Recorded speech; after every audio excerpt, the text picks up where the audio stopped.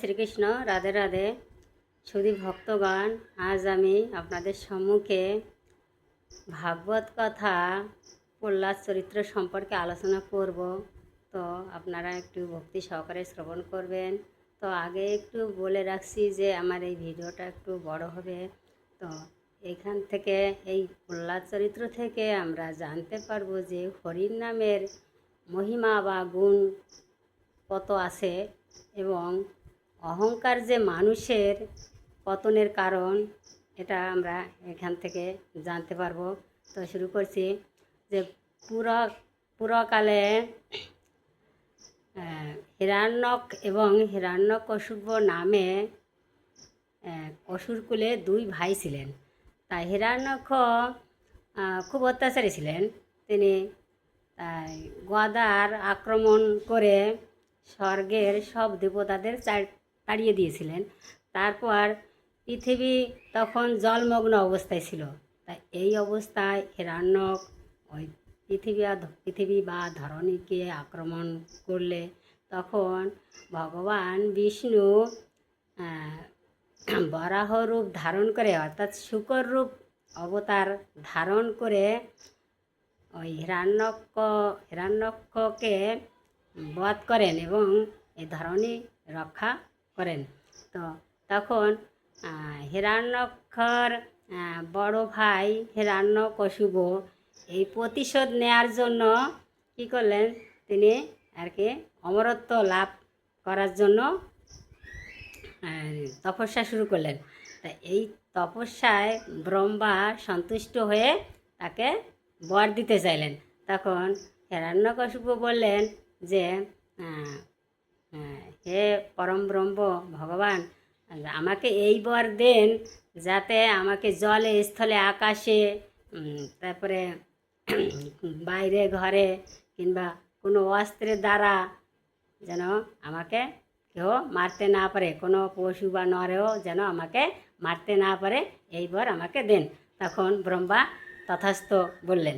তো এই বলে এবার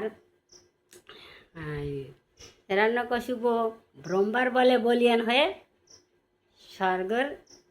স্বর্গের দেবতাদের স্বর্গ আর কি অধিকার করে নিলেন। এখন দেবতারা ভয়ে ভীত হয়ে বিষ্ণু স্মরণ করলেন। বিষ্ণু তখন বললেন যে তোমরা একটু অপেক্ষা করো, এর প্রতিবিধান যথাসময় হবে। তখন এদিকে হিরণ্যকশিপুর 4 ছেলে, তার সব থেকে ছোট ছেলের নাম প্রহ্লাদ। তো সেই প্রহ্লাদ খুব শান্ত স্বভাবের ছিলেন এবং তিনি সবসময় হরির চিন্তায় মগ্ন থাকতেন। তো এই প্রহ্লাদের লেখাপড়ার ভার কার উপর দেয়া হবে সেই চিন্তায় তখন হিরণ্যকশিপু দেখলেন যে অসুরকুলের পুরোহিতের 2 পুত্র ছিল, ষণ্ডক এবং অমর্ক। এদের হাতে প্রহ্লাদকে শিক্ষার জন্য নিযুক্ত করলেন। তখন এই 2 শিক্ষক প্রহ্লাদকে যত্ন সহকারে পড়াশোনা শেখাচ্ছে। একদিন প্রহ্লাদের পিতা হিরণ্যকশিপু ছেলেকে কোলে নিয়ে বললেন, বাবা বলো তো, তোমার শিক্ষক মহাশয়েরা যেসব শিক্ষা দিয়েছে তাদের মধ্যে কোনটি তোমার কাছে খুব ভালো লেগেছে, সেই কথাটা আমাকে বলো। তখন প্রহ্লাদ বললেন, বাবা বলছি যে এই যে অহম বোধ বা আমি আমার, এই যে মিথ্যা যে বুদ্ধি, এটা মানুষের পতনের প্রধান কারণ এবং আত্মার অবনতির কারণ। তো এই অবনতির হাত থেকে উদ্ধার পাওয়ার জন্য একমাত্র শ্রীহরির চরণে আশ্রয় নিলেই এই অধপতন থেকে উদ্ধার পাওয়া যায়। তখন আর কি হিরণ্যকশিপু একটু হাসলেন এবং মনে মনে ভাবলেন যে মনে হয় কোনো বৈষ্ণব একে এই বুদ্ধি মাথায় ঢুকিয়ে দিয়েছে। তাই ওই শিক্ষকদের বললেন যে প্রহ্লাদরে যেন এইরকম বিষ্ণু ভক্তির কথা যেন কেউ ওর মাথায় ঢুকিয়ে না দেয়। তাই শিক্ষকরা পরে প্রহ্লাদকে সযত্নে শিক্ষা দিতে লাগলেন। আবার কিছুদিন পরে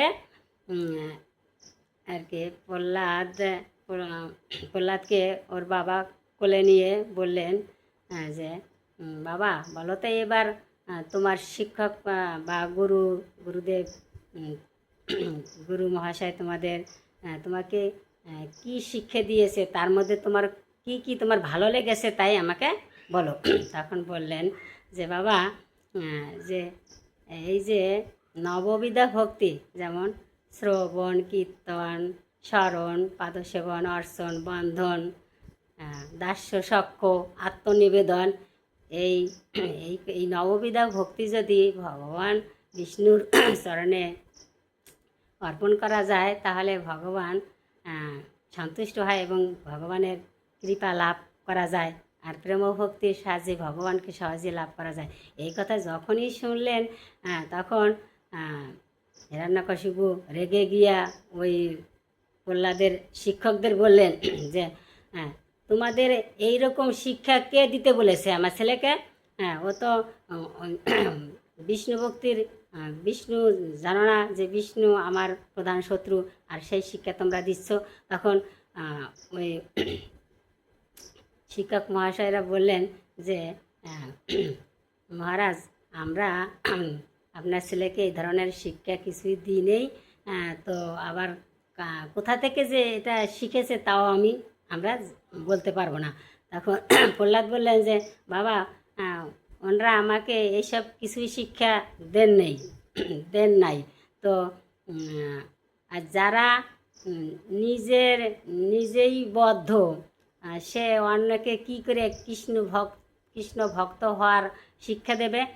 তো তাছাড়া জানো বাবা যে কামনা বাসনা শূন্য মহান সাধু পুরুষের বা মহান সাধুর চরণধুলি না পেলে কেহই কৃষ্ণ ভক্ত হতে পারে না। এই কথা যখনই শুনেছে তখনই প্রহ্লাদ বসে হিরণ্যকশিপু রেগে গিয়ে ওই ছেলেকে কোল থেকে মাটিতে ফেলে দিয়ে সবাইকে ডাকতে লাগলেন, তোরা কে কোথায় আছিস? এই ছেলে আমার প্রধান শত্রু এবং বিষ্ণুর সেবক। তো যে ছেলে 5 বছর বয়সে পিতার শত্রু হয় তাকে দূষিত অঙ্গের মতো কেটে ফেলা উচিত। তখন এই কথা শুনে সব অসুরগণ এসে তাকে শুলে চড়ালেন। প্রহ্লাদকে আর কি নানাভাবে মারার জন্য চেষ্টা করতে লাগলেন, বিভিন্ন অস্ত্র দিয়ে আঘাত করতে লাগলেন। তারপরে পাহাড় থেকে নিচে ফেলে দিয়ে মারতে চাইলেন। তারপর পাগলা হাতির পায়ের নিচে ফেলে দিয়ে তাকে মারতে চাইলেন, ফেলে দিলেন। তখন হাতি কী করলেন জানেন? সেই সুর দিয়ে তাকে পিঠের উপর বসালেন। এবং দেখো হরির নামের কী গুণ, তাই প্রহ্লাদকে কোনোভাবেই মারতে পারছে না। তারপরে অনেক বিষধর সার্পের মধ্যে তাকে ফেলে দেওয়া হলো, তাও সাপে তাকে কামড়ালো না। আর সেই হরির নাম শুনে সাপেরা নৃত্য করতে লাগলো। এবার এদিকে অনেক দিন ওই ছেলেকে অনাহারে রাখা হলো। তারপরে অবশেষে একদিন এই মিষ্টান্ন রান্না করে সেই মিষ্টান্নর মধ্যে বিষ মিশিয়ে তাকে খাওয়ানো হলো, কিন্তু তাতেও আর সে প্রহ্লাদ মরলেন না। তিনি যেন কী করলেন, অমৃত পান করে বেঁচে রইলেন। স্বয়ং ভগবান শ্রীকৃষ্ণ বা বিষ্ণু তাকে রক্ষা করলেন। একমাত্র দেখেন যে নামের মহিমা কি, একমাত্র শ্রীহরির নাম স্মরণ করেই প্রহ্লাদ বেঁচে রইলেন। তা রাখে কৃষ্ণ মারেকে। তাই বলছি যে তখন এখন এই ছেলের এই শক্তি দেখে হিরণ্যকশিপু অবাক হয়ে গেলেন যে এত শক্তি এই ছেলেটা কোথায় পেল, কোনোভাবেই একে মারা যাচ্ছে না। তো তাই মনে তার ভয় হতে লাগলো এবং মনে মনে ভাবলেন এই ছেলে আমার মৃত্যুর কারণ না হয়। তাই ওই শিক্ষকরা বললেন যে মহাশয়, রাজামশাই, আপনার কোনো ভয় নেই। আপনাকে ত্রিভুবনের সবাই ভয় করে, আর এ তো দুধের বাচ্চা ছেলে, ও আপনাকে কিছুই করতে পারবে না। তাই আমাদের কাছে আরও কিছুদিন দেন, আমরা দেখি ওকে মানুষ করতে পারি কি না।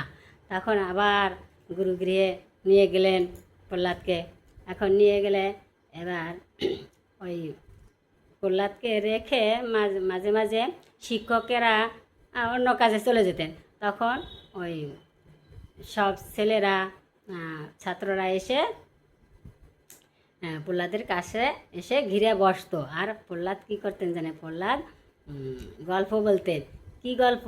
ভগবানের গল্প বলতেন। বলতেন, জানিস যে 80 লক্ষ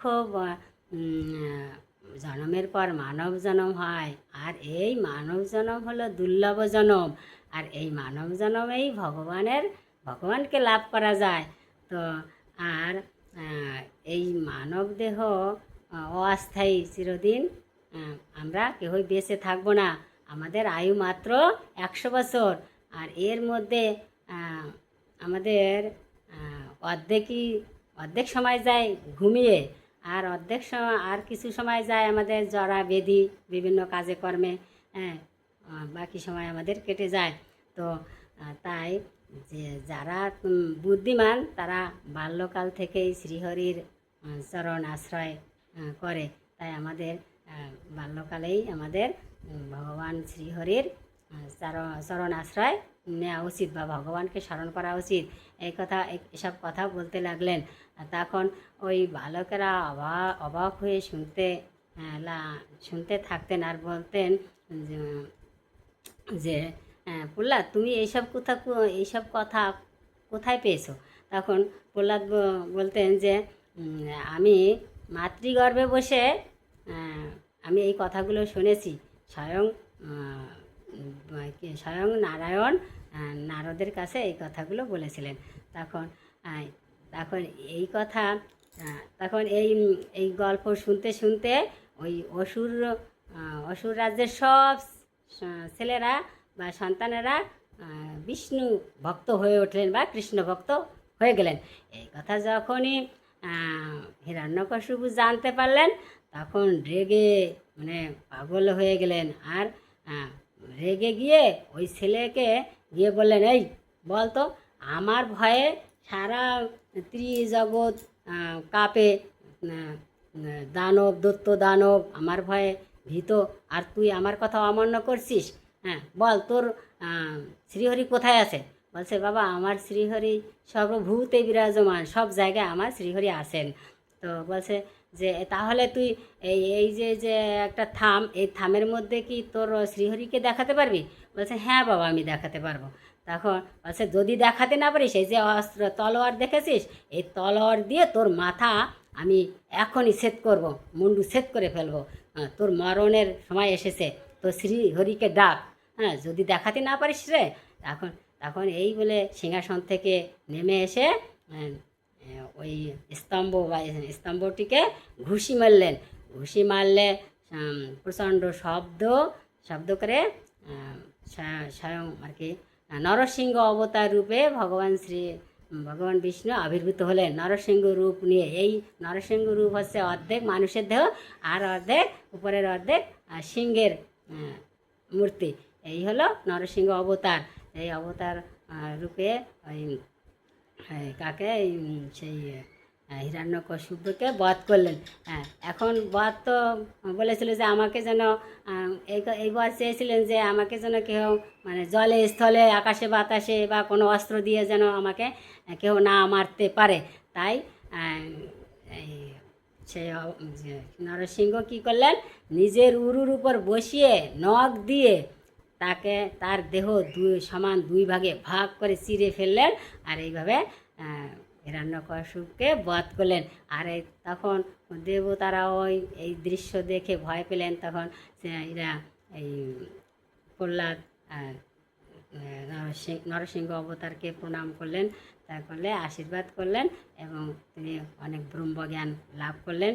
তো এখানে আমরা কি দেখলাম যে অহংকারী মানুষের পতনের কারণ। জয় শ্রীকৃষ্ণ এখানে রাখছি। তো ভিডিওটা ভালো লাগলে লাইক শেয়ার কমেন্ট করে পাশে থাকবেন। জয় শ্রীকৃষ্ণ।